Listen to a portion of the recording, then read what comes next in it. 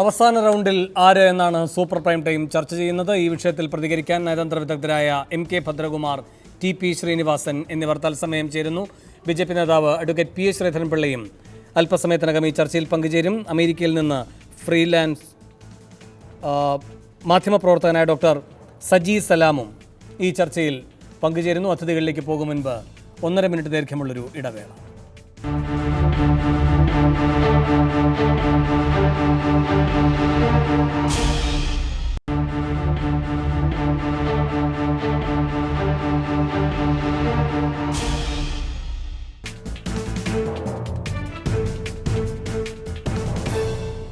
American ജനത ആർക്കൊപ്പം എന്നാണ് super prime time ആദ്യം ചർച്ച ചെയ്യുന്നത്. ശ്രീ TP ശ്രീനിവാസൻ, FBI-യുടെ മെയിൽ വിവാദം വലിയ പ്രതിരോധത്തിലാക്കിയിരുന്നു ഹിലരി ക്ലിൻ്റനെ.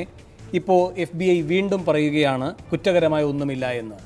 ഇത് ഈ അവസാന നിമിഷത്തിലെ വിലയിരുത്തലാണ്. ഇത് വലിയ തോതിൽ ഹിലരിക്ക് ഗുണം ചെയ്യുമോ? വലിയ തോതിൽ ഗുണം ചെയ്യാൻ സാധ്യമല്ലല്ലോ. കാരണം ധാരാളം വോട്ടുകൾ ചെയ്തു കഴിഞ്ഞിരിക്കുന്നു. ആ വോട്ടുകൾ ചെയ്ത സമയം ഹിലരി ക്ലിൻ്റൺ മോശമായൊരു സമയത്തായിരുന്നു, ഈ അഡ്വാൻസ് വോട്ടിംഗ്. അപ്പോൾ അതുകൊണ്ട് ആ വോട്ടുകൾ നഷ്ടപ്പെട്ടത് തന്നെയാണ്.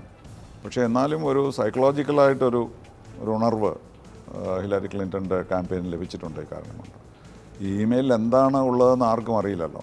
മുമ്പ് ഇമെയിൽ കൊണ്ട് കുറ്റമുണ്ടായേക്കാം, അല്ലെങ്കിൽ വീണ്ടും അന്വേഷണം നടത്തുമെന്ന് പറഞ്ഞപ്പോഴും ഇപ്പോൾ അന്വേഷണം നടത്തുന്നില്ല എന്ന് പറഞ്ഞപ്പോഴും അതിനകത്ത് എന്താണുള്ളതെന്ന് ആർക്കും അറിയില്ല. അപ്പോൾ അതുകൊണ്ടാണ് ട്രംപ് അതിനെ ഉപയോഗിക്കുന്നത്. വീണ്ടും കുറ്റക്കാരിയാണ്, അതുകൊണ്ട് അവർ ജയിലിലടയ്ക്കണം എന്നവർ വീണ്ടും പറയുകയാണ്. അപ്പോൾ അതുകൊണ്ട് അദ്ദേഹത്തിനും പറയാൻ കുറേ ഒരു കാര്യങ്ങൾ കിട്ടിയിട്ടുണ്ട്. പക്ഷേ ഇത് ജനങ്ങളെ അധികം ബാധിക്കുമെന്ന് എനിക്ക് തോന്നുന്നില്ല. കാരണം എല്ലാവരും തീരുമാനിച്ചു കഴിഞ്ഞിരിക്കുമല്ലോ ഈ സമയത്തൊക്കെ. അപ്പോൾ അതുകൊണ്ട് ഈ അമേരിക്കയിലെ ഇൻറ്റേർണൽ പ്രോബ്ലംസും അതുപോലെ അവരുടെ ഈ ഫ്രസ്ട്രേഷനും ഇപ്പോഴത്തെ ഗവൺമെൻറ്റിനുള്ള അല്ലെങ്കിൽ 30 കൊല്ലത്തെ അമേരിക്കൻ ഭരണകൂടങ്ങളോടുള്ള ഡിസാറ്റിസ്ഫാക്ഷനും ഒക്കെ ആണല്ലോ ഇത് പ്രതിഫലിക്കാൻ പോകുന്നത് അവസാനം. അപ്പോൾ അതുകൊണ്ട് ഇത് മാത്രം കൊണ്ട് വലിയ വ്യത്യാസം ഉണ്ടാകുമെന്ന് എനിക്ക് തോന്നുന്നില്ല. പക്ഷേ ഹിലരി ക്ലിൻ്റനാണ് തീർച്ചയായും ഇപ്പോൾ ഒരു മുൻതൂക്കമുള്ളത് ഈ സമയത്ത് എന്ന് കണക്കാക്കാം. ശ്രീ MK ഭദ്രകുമാർ, ഏതാണ്ട് 30% പേർ 2008-ലും 2012-ലും ഈ മുൻകൂർ വോട്ട് ചെയ്യുകയുണ്ടായി എന്ന കണക്കുകളുണ്ട്. ഈ ഘട്ടത്തിൽ അതുപോലെ തന്നെ ഒരു 30% പേർ വോട്ട് ചെയ്തിട്ടുണ്ടാകുമോ? അങ്ങനെ ഉണ്ടെങ്കിൽ അവരെ സ്വാധീനിച്ചിട്ടുണ്ടാകുമോ ഈ ഇമെയിൽ വിവാദം? FBI ഇപ്പോൾ നടത്തിയ അവസാനത്തെ വിലയിരുത്തൽ ആ അർത്ഥത്തിൽ വൈകിപ്പോയോ ഹിലരിയെ സംബന്ധിച്ച്? അംബാസഡർ ശ്രീനിവാസൻ പറഞ്ഞതുപോലെ ഞാൻ അതിനോട് പൂർണ്ണമായിട്ടും യോജിക്കുന്നു. അതായത് ഇത് ഏതാണ്ട് ഒപ്പീനിയൻ ക്രിസ്റ്റലൈസ് ചെയ്ത് കഴിഞ്ഞു. അപ്പോൾ ഈ വൈകിയ ഈ ഘട്ടത്തിൽ ഇത്തരത്തിലൊരു നിലപാട് FBI എടുത്തുന്നുള്ളതുകൊണ്ട് എനിക്ക് തോന്നുന്നില്ല പൊളിറ്റിക്കലായിട്ട് വലിയ ഇമ്പാക്റ്റ് അതുകൊണ്ടുണ്ടാകുമെന്ന്. ഇതിനു മുമ്പ് 2-3 ദിവസം മുമ്പ് വല്ലതും ആയിരുന്നെങ്കിൽ വേണമെങ്കിൽ പറയായിരുന്നു ചെറിയ തോതിലെങ്കിലും ഇതിനെ ബാധിക്കുമെന്നുള്ളത്. ആ ഘട്ടം കഴിഞ്ഞിരിക്കുകയാണ്. വോട്ട് ചെയ്യേണ്ട ആളുകളൊക്കെ അവിടെ ഉള്ളവർ തീർച്ചയായിട്ടും ഇലക്ട്രേറ്റ് തീരുമാനിച്ചിട്ടുണ്ട് ഏത് രീതിയിലാണെന്നുള്ളത്. വലിയൊരു സെഗ്മെൻ്റ് ഉണ്ടല്ലോ, ഇൻഡിപെൻഡൻറ്റ് മൈൻഡഡ് ആയിട്ടുള്ള സെഗ്മെൻറ്റ്. അവരും ഏതാണ്ട് ഈ ഘട്ടത്തിൽ തീർച്ചയായിട്ടും അവരുടെ ചിന്താഗതി ഒരു രീതിയിലല്ലെങ്കിൽ മറ്റൊരു രീതിയിൽ ക്രിസ്റ്റലൈസ് ചെയ്തിട്ടുണ്ട്. അതിനെ ഇത് സ്വാധീനം ചെയ്യുന്ന പ്രശ്നം ഉദിക്കുന്നില്ല. അംബാസഡർ പറഞ്ഞതുപോലെ എൻ്റെയും വിലയിരുത്തലിൽ ഇത് ഹിലരി ക്ലിൻ്റനുള്ള സാധ്യതയാണ് നമ്മൾ മുന്നിൽ കാണുന്നത്. മിക്കവാറും തീർച്ചയാണെന്ന് വെച്ചാൽ ഇലക്ടറൽ കോളേജുകളിൽ ഏതോ ഒരു വാർത്ത ഞാൻ ഇന്ന് വൈകുന്നേരം കണ്ടു, 300% കഴിഞ്ഞിരിക്കുന്നു എന്ന്. ഇലക്ടറൽ കോളേജിലെ കാൽക്കുലേഷൻസ് എടുക്കുകയാണെങ്കിൽ അവരുടെ ഒപ്പീനിയൻ പോൾസും ഇതൊക്കെ വെച്ചുണ്ട്. അപ്പോൾ 270 ഉണ്ടെങ്കിൽ കടന്നുകൂടാം. അപ്പോൾ വളരെ കംഫർട്ടബിളായിട്ടുള്ളൊരു മാർജിൻ അവർക്കുണ്ട്. ഈ സ്വിംഗ് സ്റ്റേറ്റ്സിൽ കുറച്ച് 1-2 സ്ഥലങ്ങൾ, ഒഹയോ ഇങ്ങനെയുള്ള സ്ഥലങ്ങളെല്ലാം മാറിയുന്നത് തന്നെയും അവർക്ക് ഒരു ക്രിട്ടിക്കൽ മാസുണ്ട്. അപ്പോൾ അതുകൊണ്ട് ഏതാണ്ട് തീർച്ചയാണ് ഇതിൻ്റെ വിധിയെഴുത്ത് ആ രീതിയിൽ പോകാനാണ് സാധ്യതയെന്ന്. ഡോക്ടർ സജി സലാം, താങ്കൾ പെൻസിൽവാനിയയിൽ നിന്നാണല്ലോ ഈ ചർച്ചയിൽ പങ്കുചേരുന്നത്. എന്താണ് ഈ FBI-യുടെ പുതിയ വിലയിരുത്തൽ അവിടെ ഉണ്ടാക്കിയിരിക്കുന്ന മാറ്റം? അതോ ഒരു പ്രതികരണവും അത് ഉണ്ടാക്കിയില്ല എന്നാണോ? ഈ പറഞ്ഞ മാതിരി ഈ വാർത്ത വന്നിട്ടിപ്പോൾ ഒരു ദിവസം ആവുന്നേ ഉള്ളൂ, ഒരു ദിവസം പോലും ആവുന്നില്ല. ഇവിടുത്തെ സൺഡേ രാത്രി വാർത്ത വരുന്നു, ഇന്നൊരു ദിവസമുണ്ട്. ഈ ഒരു ദിവസം കൊണ്ട് വോട്ടർമാർക്ക് ഇത് മുഴുവൻ അനലൈസ് ചെയ്ത് റിയാക്ട് ചെയ്യാനുള്ള സമയമുണ്ടോ എന്നുള്ളതൊരു വലിയ ചോദ്യം തന്നെയാണ്. ഇപ്പോഴത്തെ പോളിംഗ് പറയുന്നത് 9% ആൾക്കാർ മാത്രമേ ഒരു തീരുമാനത്തിൽ എത്തിയിട്ടില്ല എന്നുള്ള അവസ്ഥയിൽ നിൽക്കുന്നുള്ളൂ. അപ്പോ ഈ വാർത്ത വരുമ്പോൾ ഈ 9% എന്തെങ്കിലും മാറ്റം ഉണ്ടാകുമെന്നല്ലാതെ ബാക്കി എല്ലാവരും ഒരു തീരുമാനത്തിൽ എത്തിക്കഴിഞ്ഞു, അല്ലെങ്കിൽ നേരത്തെയുള്ള വോട്ട് ചെയ്ത് കഴിഞ്ഞു. അപ്പോ ഇത്രയും വൈകി ഈ വാർത്ത വന്നുകൊണ്ട് ഹിലറി ക്ലിന്റന് ഒരു ബെനിഫിറ്റ് ഉണ്ടോ എന്നുള്ള കാര്യം സംശയം തന്നെയാണ്. ഇമെയിൽ വിവാദം ഇത്രയും സ്വാധീനിച്ചിട്ടില്ല എങ്കിൽ, അതിനു മുൻപ് തന്നെ വോട്ടർമാർ അവരുടെ മനസ്സ് തീരുമാനിച്ച് കഴിഞ്ഞിരുന്നു എങ്കിൽ, എന്തുകൊണ്ടാണ് ഈ ഇമെയിൽ വിവാദം പൊട്ടിപ്പുറപ്പെട്ട ശേഷമുള്ള ദിവസങ്ങളിലെ അഭിപ്രായ സർവേകളിൽ ഹിലരിയെ പിന്തുണയ്ക്കുന്നവരുടെ എണ്ണം കുത്തനെ ഇടിഞ്ഞത്? ഡോക്ടർ സജി സലാം. ഈ വിവാദം വന്നപ്പോൾ കുത്തനെ ഇടിഞ്ഞു. പക്ഷേ ആ ഒരു 8-10 ദിവസത്തോളം ആ ഒരു അവസ്ഥയിലായിരുന്നു ഇവിടുത്തെ മീഡിയയും വോട്ടർമാരും. ആ വാർത്തയാണല്ലോ വീണ്ടും കേൾക്കുന്നത്. അങ്ങനെ ഒരു 8-10 ദിവസം ആ വാർത്ത കേൾക്കുമ്പോൾ അതിന്ന് തിരിച്ചു കയറി വരാൻ ഒരു ദിവസം കൊണ്ട് പറ്റുമോ എന്നുള്ളതാണ് പ്രശ്നം. ഒന്നുകൂടെ വ്യക്തമാക്കാമോ? ഈ FBI ഡയറക്ടർ ഒരു 10 ദിവസം മുമ്പാണ് പറഞ്ഞത് വീണ്ടും അന്വേഷണം തുടങ്ങുന്നുവെന്ന്, അല്ലെ? എന്നിട്ട് അത് അങ്ങനെയുള്ളൊരു വാർത്ത ഒരു 10 ദിവസത്തോളം മീഡിയ പ്ലേ അപ്പ് ചെയ്യായിരുന്നു. എന്ത് സംഭവിക്കുന്നു, എന്തായിരിക്കും ഇതിന്റെ ഔട്ട്കം എന്നൊക്കെ വെച്ചിട്ട്.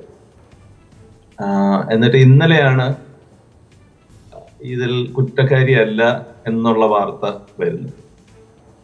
അപ്പോ ഈ ഒരു ദിവസം കൊണ്ട് ഈ 10 ദിവസം ചെയ്ത ഡാമേജ് തിരിച്ചെടുക്കാൻ പറ്റുമോ എന്നുള്ളതാണ് പ്രശ്നം.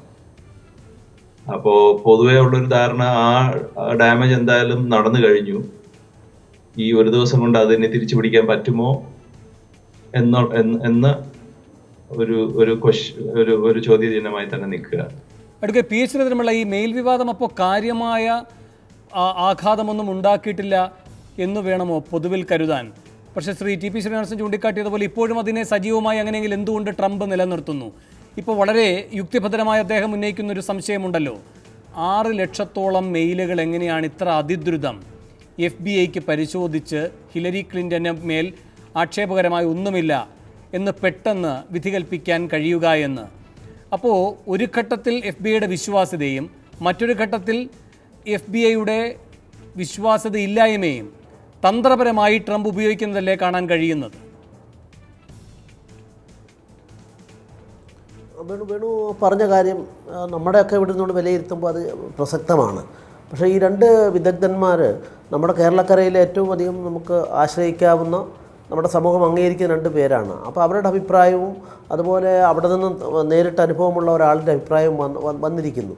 അമേരിക്കയിൽ ഞാൻ മനസ്സിലാക്കുന്നു, അമേരിക്കയുടെ മാധ്യമരംഗം അപ്പോൾ പ്രത്യേകിച്ച് പിന്നെ വാർത്തകളും മറ്റും അങ്ങനെയുള്ള കാര്യങ്ങളിൽ പത്രങ്ങളെയും മറ്റും ആശ്രയിക്കുന്നതിൻ്റെ തോത് വളരെയധികം കുറഞ്ഞ് താഴോട്ട് പോയിട്ട് ഈ പൊളിറ്റിക്കൽ ഒപ്പീനിയൻ മേക്കിങ്ങിൽ മീഡിയകൾക്ക് ഏറ്റവും കുറച്ച് മാത്രം സാധിക്കുന്ന ഒരു രാജ്യമായിട്ട് അമേരിക്ക മാറിയതായിട്ടാണ് എനിക്കിത് ചില വായിച്ച അവസരത്തിൽ അതിന് മനസ്സിലാക്കാൻ സാധിച്ചത്. ഏതായാലും അവിടുത്തെ ഇലക്ഷൻ്റെ ചരിത്രം 250 കൊല്ലത്തെ ജനാധിപത്യ ചരിത്രമുള്ള ആ രാജ്യത്ത് വ്യക്തിഗതയും ചെളിവാരിയെറിയലും അതിനുവേണ്ടിയുള്ള കുതന്ത്രങ്ങൾ ആവിഷ്കരിക്കലും കൂടുതൽ പ്രകടമായി വന്നു എന്നുള്ളത് ആ ഒരു ദൗർഭാഗ്യകരമായ സ്ഥിതിവിശേഷം അവിടെ സംജാതമായിട്ടുണ്ട്.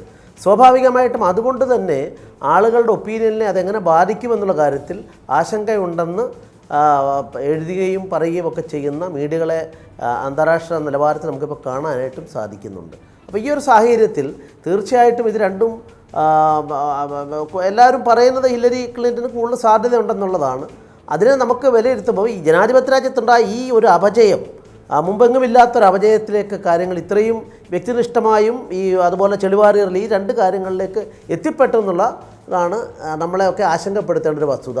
ഏതായാലും എനിക്ക് തോന്നുന്നുണ്ട് ഈ 0 ഓവറിലുള്ള ഈ വെളിപ്പെടുത്തലുണ്ട് FBI സംബന്ധിച്ചിടത്തോളം നമ്മുടെ CBI ഒക്കെ പോലെ തന്നെയാണത്. അതിനപ്പുറത്ത് അവർക്കൊന്നും ചെയ്യാൻ സാധിക്കുന്നില്ല എന്നുള്ള കാര്യവും കണക്കിലെടുക്കേണ്ടതായിട്ടുണ്ട്. ഏതായാലും ഇത് രണ്ട് വന്നാലും ഈ രണ്ട് പേര് വരുന്നതും നമുക്ക് പ്ലസ് പോയിൻറ്റും മൈനസ് പോയിൻറ്റും ഉണ്ട്. നമ്മൾ അതൊക്കെ ശ്രീനിവാസ് സാറും അല്ലെ ഭദ്രകുമാർ സാറും ഒക്കെ അവരൊക്കെ ചർച്ച ചെയ്യേണ്ട വിഷയമാണ്. രണ്ടും നമുക്ക് ഗുണവും ദോഷവും സൃഷ്ടിക്കുന്നു എന്നുള്ളതാണ് എൻ്റെ അഭിപ്രായം. അതിലേക്ക് വരാം. അതിനു മുമ്പ് ശ്രീ ടി.പി. ശ്രീനിവാസൻ, 12 ദിവസം തെരഞ്ഞെടുപ്പിന് ഇരിക്കെയാണ് ഈ ജെയിംസ് കോമി ഇങ്ങനെ ഒരു ബോംബ് വർഷിക്കുന്നത്. പിന്നെ മുഴുവൻ അവിടുത്തെ മുഖ്യധാരാ മാധ്യമങ്ങളും അതേപ്പറ്റി തന്നെയാണ് റിപ്പോർട്ടുകൾ എഴുതിയിട്ടുള്ളത്. ഒബാമയുടെ ശക്തമായ പ്രതികരണം വന്നത്, ഇതൊക്കെ എല്ലാവരും മനസ്സുകൊണ്ട് നിശ്ചയിച്ചു കഴിഞ്ഞു എന്താകണം അവരുടെ ജനവിധി എന്നാണെങ്കിൽ പിന്നെ എന്തിനായിരുന്നു ഇത്രയും വലിയ ബഹളം?